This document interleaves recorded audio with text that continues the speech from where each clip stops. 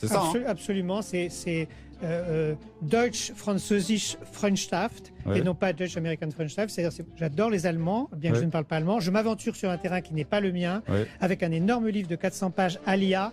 Vous connaissez cet éditeur maudit, Der Klang der Familie, c'est les mecs de Berlin-Est, et ce livre fait suite exactement à 2 autres livres. Tu ne fais pas la chronique, là, t'as compris qu'on fait un teaser, là. D'accord, ok, je t'en prie. Non, mais il y a eu très vite, il y a eu pour le punk américain un livre qui s'appelle Please Kill Me, où tous les témoins parlent. Il y a eu le livre anglais, English Tapes, dont j'avais parlé ici, avec tous les témoins du punk anglais qui parlent, et là, c'est tous les témoins du punk, de la techno Berlin qui parlent, ils sont 40 personnes, il y a à la fin les listing et tout, voilà. Voilà, on en reparle tout à l'heure derrière.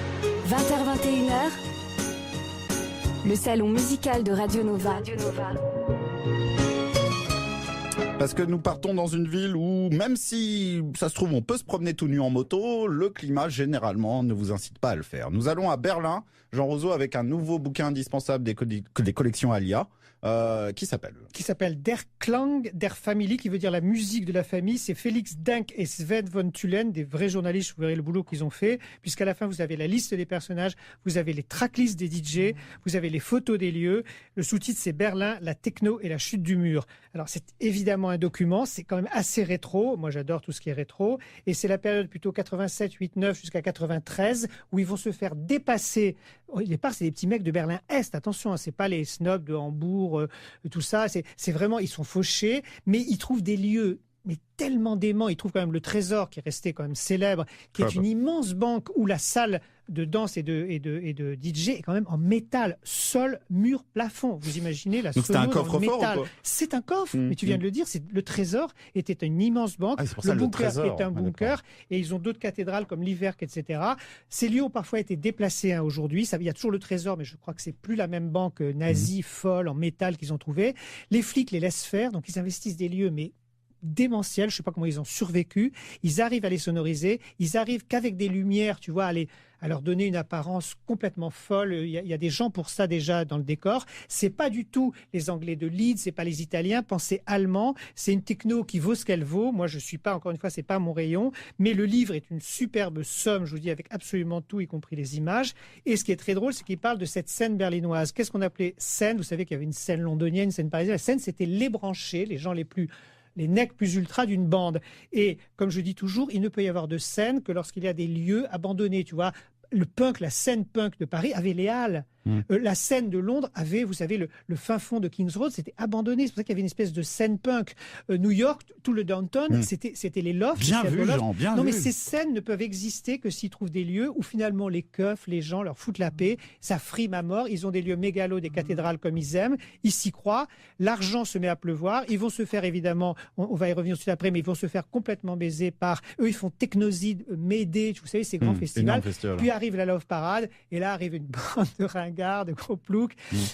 Ils flippent, quoi. L'argent rentre aussi. Les truands s'en mêlent, comme dans l'histoire de la Hacienda que j'avais raconté ici. Il y a vraiment des truands avec des guns, plein de fric, de la coke, etc. Même il y a des fétiches. Berlin, l'Allemagne a beaucoup de fétichisme qui viennent dans d'autres salles. Ça devient une espèce de faune. Le bouquin est ahurissant, et c'est le bouquin, les seuls auxquels on croit, parce qu'il y a, c'est pas un auteur ou un journaliste qui se frime, c'est tous les mecs qui parlent les uns derrière les autres. Et je vous dirai tout à l'heure, après la liste de ces DJ qui aujourd'hui sont un peu inconnus, c'est des DJ, c'est pas des créateurs de musique. Ils ont leur liste. Ils adorent évidemment Underground Resistance, ce sont leurs idoles. Ils vont tous venir les voir. Juan Atkins, Carl Craig, toute la bande, tout le monde va venir. Pas faire forcément avec eux, mais jouer pour eux. Donc pour eux, ils vont déclencher un succès qui dure encore aujourd'hui. J'apprends récemment que notre ancien camarade Gilbert va mixer DJ Gilbert de Radio Nova va maintenant au Trésor, à l'hiver. Enfin, va maintenant. Non, Jean, ça fait longtemps. Non, mais il va encore, paraît-il. Oui, voilà. Je veux dire, tu es au courant, Jean, que Berlin est redevenu le centre attractif, pas que dans l'électro d'ailleurs, européen, depuis un bon moment. Absolument. Oui, mais c'est pour ça que je me permets d'arriver avec mes vieilles histoires 87-93 et de montrer que comme toutes les scènes, on a connu ça à Paris, tout le monde l'a connu, il y a eu une scène underground avant, Amsterdam, etc., se font toujours entre guillemets, baisés. Je suis désolé de vous le dire. L'argent pleut, ils deviennent fous, ils prennent trop de produits et des gros beaufs arrivent et voilà, et emportent le morceau. Alors, je suis obligé de dire, donc, on n'a pas tout forcément tout retrouvé les morceaux. Je vais faire un truc totalement sacrilège. Je vais faire partir un morceau depuis YouTube, chose qu'on ne fait jamais. C'est de ma faute. C'est de ta faute. Si jamais ça s'arrête, parce qu'Internet, ça s'arrête toujours avant. Le morceau s'appelle Der Klang der Familie. Eh ben voilà. Et il est avec deux personnages emblématiques qui s'appellent Three Phase et DJ Dr Mott. Voilà. Et ben on va écouter ça et vous allez voir. C'est curieux. Oui, c'est comment t'as dit? Curieux. Ah, moi j'ai couillu. Ça envoie en tout cas. Ah, ben voilà. YouTube, c'est bien, ça marche bien. c'est un truc, ça fait plaisir. Ah, attendez. Voilà. Oh, ben voilà la rêve, elle est là. On va pas y rester 20 ans, non, on l'écoute un peu. C'est juste pour avoir le ton.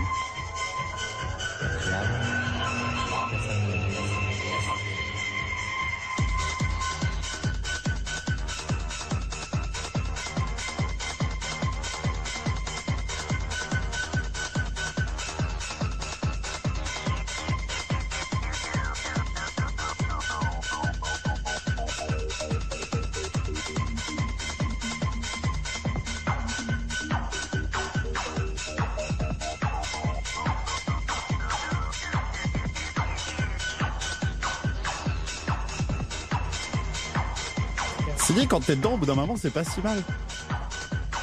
T'en es pas sûr, toi, Max. Hein. Non, c'est sûr que au 5e extra, ça marche bien, ça aussi, tu veux. La vidéo, elle vaut le coup aussi, là. Non, mais si tu veux, moi, j'ai toujours aimé le rock allemand. Non, on repart pas. On a un truc à faire partir, et ça, à l'Allemagne de l'Est, à l'époque, ils sont fichés, ça s'appelle la publicité. Derrière la publicité, parce que tu m'as amené d'autres trucs allemands, j'ai réentendu du Westbah, mais j'avais pas écouté ça depuis. Ouh là là, c'est quand même très très dur.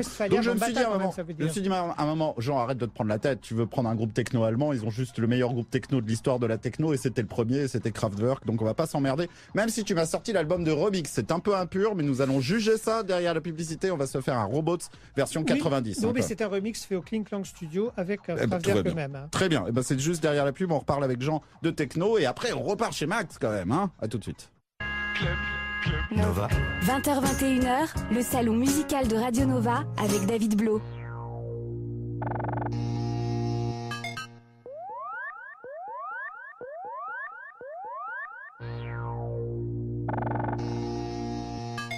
Я твой слуга, я твой работник.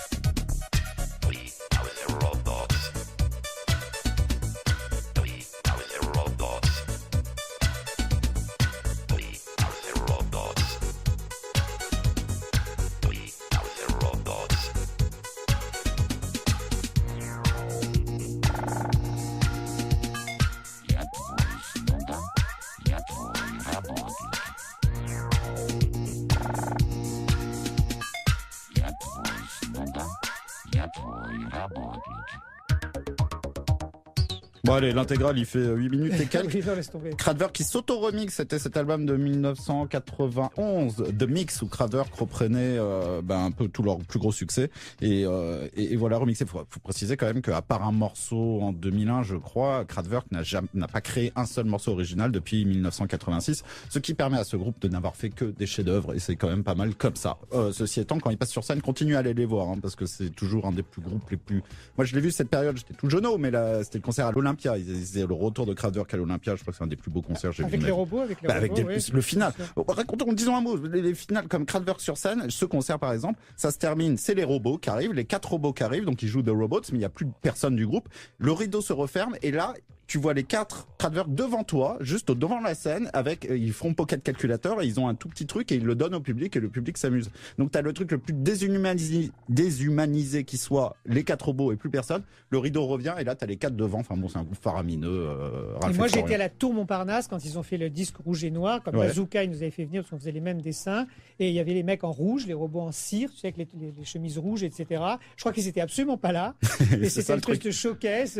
C'était vachement étonnant. Juste un mot d'ailleurs, est-ce que tu parles d'un organe de résistance, tu parles de tout ça, mais est-ce que Kraftwerk, ils en parlent tous les 3 pages dans ton livre ou pas? Alors, non, c'est fou, ça. Ils en parlent. Bien sûr qu'ils en parlent. D'accord. Ils en parlent. Les mecs viennent boire des coups avec eux, traînent dans leur rêve. C'est pour ça que les Kraftwerk ont eu l'honnêteté de dire bon là c'est parti dans un truc, c'est pas nous, on va voir. Ça les super amusé, mais ils n'étaient pas impliqués. Et moi, ce que je dis toujours sur les Allemands, en dehors de Kraftwerk, quand même, je vous l'ai dit, Kahn, In Dream, Popol Vuh, qu'on a oublié, Einstürzen, No Button, les mecs au marteau-piqueur, DAF, donc que j'aime beaucoup. C'est ce savant mélange, non seulement de beats métronomiques, mais aussi, je pense que les Allemands ont une qualité technique de schleu d'allemand, c'est qu'ils trafiquent les ordinateurs. Et ça, je les adore pour ça, parce qu'ils assument le côté métal, endroit pourri, son le plus poussé possible. Et ça, ils en parlent beaucoup, et ils mettaient les gens dans un état pas possible, avec, donc je te dis, le trésor, le bunker, ces endroits mythiques. Mais les mecs aussi, par exemple, ils adoraient Underground Resistance. Les mecs sont tous venus jouer chez eux. Hein.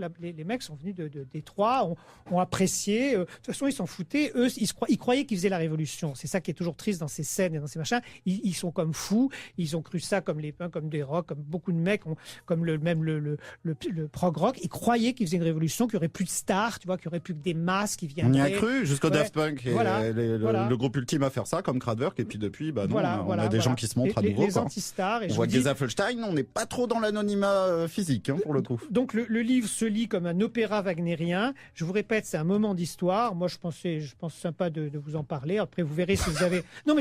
Trop sympa. Non, mais peut-être vous n'aurez pas le moral de vous taper les 400 pages. Non, mais à c'est mon avis, génial. tout ce que fait Alia est vachement bien. Redis le nom du bouquin, s'il te plaît, Jean. Der Klang, le titre, ils ont gardé le titre allemand. Der Klang der Family, le Kling Klang Studio, à la musique, etc. Felix Denk et Sven von Thülen chez Alia, Berlin, la techno et la chute du mur. Merci beaucoup, monsieur Jean Roseau. Max Guiguet.